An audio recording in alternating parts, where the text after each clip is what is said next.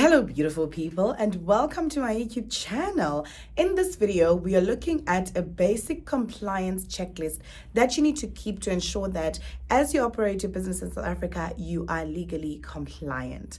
My name is Thandisa Mahe and I talk all things relating to business, making money, and the family life.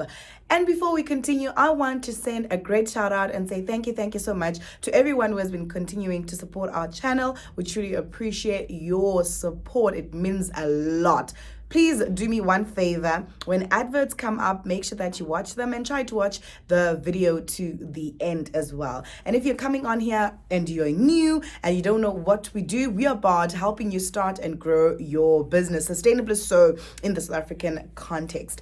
And if you love, and you're interested in starting and growing your own business, please consider subscribing, hitting the notification bell as well so that you are kept abreast of when we put out new content. We are right on your screens every single Tuesday. We are giving you beautiful content that will help ensure that your business is sustainable in the long term. Without wasting any further time, let us hop right into it. Okay, so it's important that we understand that in South Africa, you are required to comply with certain laws and specific requirements if you are to operate your business sustainably, if you are to operate your business within the legal bounds of the law that governs companies, that governs businesses in South Africa. So I have a clear understanding that sometimes we do not have the right information. We do not know, what is required of us. So this is the purpose of this video. I'm going to be breaking it down just in simple terms, in simple steps for you to understand the basic checklist that you at least need to keep so that your business is legally compliant. And let's get into number one. The first item that you need to make sure that you check off on that list is registration. Every single business that is operated in South Africa needs to be legally registered.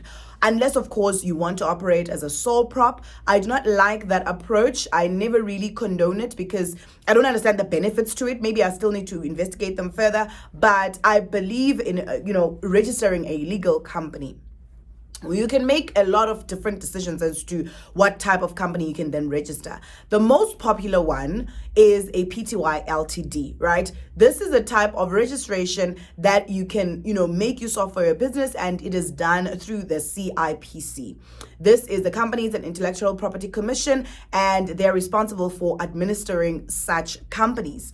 You can also decide to go the non-profit route. If you're going to register a non-profit company, you can also do this with the CIPC. But if you want to register a non-profit organization, then you need to go to the Department of Social Development to process your registration. That is the institution in South Africa that's responsible for registering, managing, monitoring, supporting non-profit organizations. These are the three main types of entities that you can be able to have. I'm not going to get into the other types, which are trusts and holding companies and all those things, because they might not necessarily be relevant to you at this stage. But the first thing that you need to check off on your list is ensuring that your business is fully and legally registered. When you have gone through the process of registering, you're going to receive a registration certificate. All the processes that relate to registering a business are not difficult at all. In fact, I do have a video, check it out here in my channel, that gives you a step-by-step guide and process that you can be able to follow to ensure that you successfully register your PTY with the CIPC. So number one, make sure your business is registered. The second one that I want to touch on that is so important in terms of a legal compliance. And this one is more of, yes, it is something that you can choose to do, and you can also decide not to, follow through and do it. But if you are looking to get into contracts with government and get into contracts with even the private sector, you need to ensure that you do this compliance. And this compliance is the B-BBEE. It is the Broad-Based Black Economic Empowerment Certificate. This certificate emanates from the policies that are around transforming the industry of business and ensuring that there is integration of those parties and groupings that were previously excluded and disadvantaged from participating in many different opportunities. So the government of South Africa, has decided that, all right, we are going to be rolling out this law where we are going to say that advantages and priority needs to be given to people that focus on the transformation, that contribute towards the transformation of the business industry and the business world, to integrate those that were before not able to participate in the economy. So basically, when it comes to your specific business, you need to have a B-BBEE certificate. This helps you a lot because the B-BBEE certificate is designed to reflect so much important things that will show a potential partner, a potential funder, a potential, business opportunity holder, whether or not you fit the B-BBEE requirements or at what level you're in. So they look at Black people, they look at women, they look at people with disability, they look at youth, and these are some of the categories that I can think of right now that are reflected within your B-BBEE certificate. And priority, there are points and there's prioritization that you actually get when you have a B-BBEE certificate. And it's not only government, even the private sector, because the way that the policy is structured is such that it kind of forces everyone to cooperate with it, right? Like if you don't cooperate with it, you are kind of positioning yourself at a disadvantage. So when you are going to be looking for work, this is going to come in handy. When you are going to be looking to enter into contracts and partnerships and collaborations and making money for your business, this is going to be a critical element within your business. Even when you're looking for funding, it is also considered whether or not your business does have a B-BBEE certificate. Now, in terms of getting this, there are a couple of ways that you can be able to do it. The first one, on your CIPC profile, you can be able to apply for a B-BBEE certificate. That's the first route. It is absolutely free. There is no cost that is involved. The second one is for you to go to the internet and download the B-BBEE affidavit that you can print out and take to a commissioner of oaths and complete it, and it becomes a valid B-BBEE certificate. The third approach, and that the second approach is also very much free. The third approach that you can be able to do is to go to a consulting company that offers this service, and they are going to, obviously there's going to be like a fee or a charge that you need to pay, but you don't have to worry about it. They will do it for you. And then just look up a company that you can be able to work with that offers this service. They're going to do the B-BBEE certificate for you and provide it to you, and then you can be able to make use of when you're doing your different submissions, or whenever the requirement to comply with B-BBEE is coming up in your business relationships or in your business transactions. Then you can say, all right, no, I am fully compliant with this one. I do have my B-BBEE certificate. That's number 2. Make sure that you have a B-BBEE certificate. Number 3 is tax. Let's talk about it. I know this is a very painful area that a lot of small businesses do not want to even think about. They don't even want to have conversations about. They don't even want, they literally, you guys want to pretend as if this is not a requirement. And this is one of the most important compliances that you need to adhere to on your compliance checklist as a business. And this one, okay, I don't want to lie, on this one, there's no 2 ways about it. There's no options. There's no whether you want to do it or not. There is every single one in this country that is running a business, and the tax laws don't only apply to business people, they also apply to individuals. Every single citizen of the country of South Africa contributes to the taxes of the country, because this is how the government is able to collect revenues to provide service delivery, basically. So you are, as a business, required to be compliant with tax. Make sure that you are at all times tax compliant. Now, this one is very, very important, because no one is going to even consider touching you or working with you if you are not tax compliant. Because whoever that person is as well might find themselves in hot water if they work with businesses that are not tax compliant. So it's like, everyone needs to adhere to the requirements of taxes. And the first point is make sure that you have, you register with SARS. You get a tax number for your business. And then based on the decisions that you will then make in terms of how you want to be taxed and, the different methodologies and tax laws that are used to govern businesses, and based on the decisions that you then make, okay, no, this is the route that I would like to take, this is the route that I would like to take, I don't want to go this route. That is going to determine also the further requirements that are contained within each, option that you choose. But you need to be tax compliant. Another thing that I want to mention is value added tax. In South Africa, you are required to register for value added tax. Especially, you can choose not to register for value added tax if you're making a turnover that's less than $1 million. The moment you pass that threshold, it's mandatory. You've got no option or choice about it. You need to make sure that you register your business for value added tax. And I guess I don't want to make this video too long in getting into all the different, options that you have in terms of how you want your business to be taxed. But I think if you're interested in me doing a video about just breaking down the options, especially for small businesses in terms of how they are, the options they have on how they can be taxed, drop it in the comment section. Tell me if I should do that video, and I'll consider doing it if, there's a lot of people that want me to do it. But number 3 is a requirement for you to be tax compliant. You need to always have a valid tax PIN. In the past, they used to call it a tax clearance certificate. Then the system at SARS is basically the receiver of revenue in our country. It is the South African Revenue Services. That is who I'm talking about. And this is where you need to ensure you do your tax compliances. I think you've got options as well in terms of how you approach doing your taxes, né?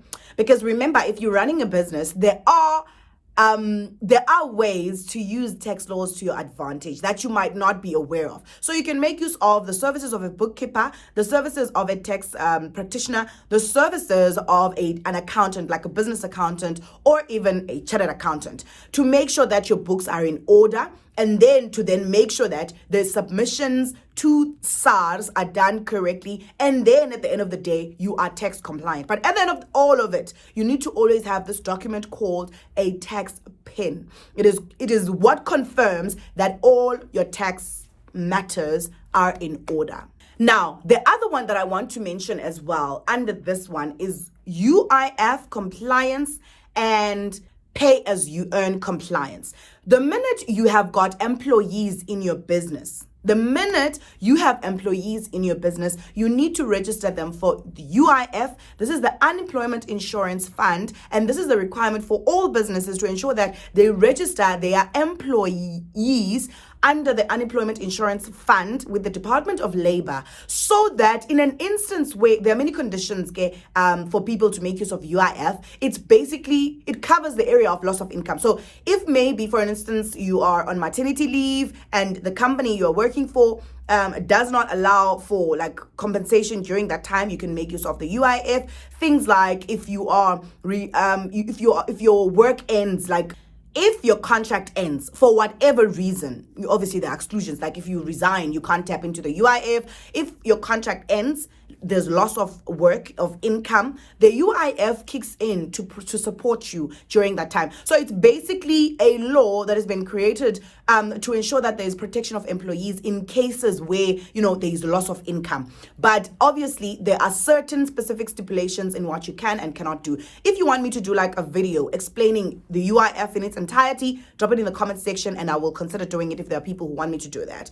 But as a business, make sure that you comply with those two areas, the UIF and then pay as you earn. Pay as you earn is basically a requirement that if your employees hit the minimum threshold required by the South African Revenue Services for you to contribute their taxes to SARS, to pay over their taxes to SARS from their salaries, you need to ensure that you do that. So if your employee receives X amount of money that is by law required to be taxed at X rate, you need to take that money from your employee, deduct it from your employee and pay it over to SARS.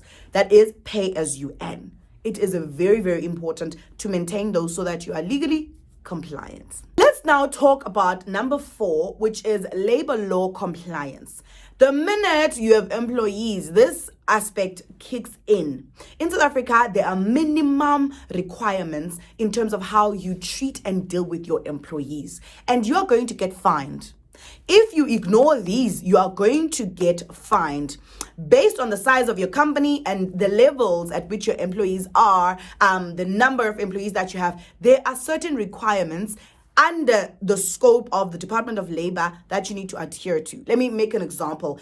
Your employees need to have contracts. Your employees need to have contracts.